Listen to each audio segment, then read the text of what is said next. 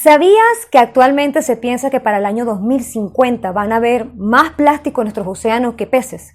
De hecho, actualmente hay más microplástico en nuestros océanos y mares que estrellas en nuestra galaxia. Es muy loco. Solemos pensar que los animales marítimos son los únicos afectados por la contaminación del plástico, pero resulta que los humanos también consumimos hasta 9 tipos de microplásticos. Esto, por supuesto, afecta a nuestra salud directamente. Los niveles de contaminación marítima están tan descontrolados que solamente se calcula que para el año 2020, se suponía que era un año de descanso, la India arrojó a los océanos el peso equivalente en plástico de 250.000 delfines. Durante los casi 1000 años que tarda una etapa en biodegradarse, el 80% de todo este plástico, de toda esta basura, se genera en los mares, pero al mismo tiempo también afecta la contaminación de otros seres vivos, como los humanos y todos los que vivimos en este planeta. ¿Y qué ocurre con acortar los procesos de degeneración de estas materias primas en los océanos? Es decir, acortamos el consumo de plástico, del vidrio, de los metales. Eso no está ocurriendo. ¿Y el reciclaje? El reciclaje aparece como una forma, una solución que no es completamente la más idónea, porque lo que estamos haciendo es postergar el proceso de contaminación durante la cadena de consumo. Con el reciclaje producimos materias primas que vienen de una recolección para generar nuevas materias, para poder generar nuevos productos.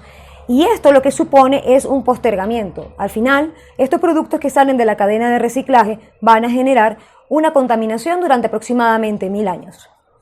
En este sentido, todo desecho sólido también es contaminante y por supuesto afecta todo lo que está ocurriendo a nuestro alrededor. En este momento, la alternativa y la solución para los problemas de todo este tipo de contaminación es el upcycle. El upcycle es el aprovechamiento de la materia para convertirla en algo de mayor valor, a través de la creatividad sin modificar su estructura. Un ejemplo directo de esta fórmula fue el Ocmural, una alternativa de revestimiento en espacios públicos que convirtió 250.000 tapas de plástico en una obra de arte duradera que mejorará significativamente la experiencia estética de la vida de los ciudadanos del municipio de Latillo. Claro que estas obras de arte no cubren ni de cerca el impacto total de la generación global de los desechos sólidos, pero ya hay experiencias que demuestran que la tesis del upcycle se puede llevar a gran escala en muchas otras áreas. Desde el movimiento de la arquitectura del futuro, hemos transformado espacios reales bajo el concepto del upcycle y hemos aprovechado hasta un 92% los materiales que inicialmente iban a ser desechados. Esto reduce los costos generales de cada proyecto, mientras incrementa el beneficio percibido por la mano de obra obrera. Aplicar el upcycle a la arquitectura ha permitido que más personas puedan echar adelante sus proyectos al necesitar menos capital, mientras reducen el impacto medioambiental en diversos porcentajes. Marcamos estos porcentajes en una escala del 1 al 10, es decir, son 10 niveles. Aquí vemos uno de nivel 3 y aquí uno de nivel 9. Se calcula en función de la cantidad de materiales que hayan sido reutilizados. Con la creatividad es posible avanzar en transformaciones que sin ellas serían mucho más costosas.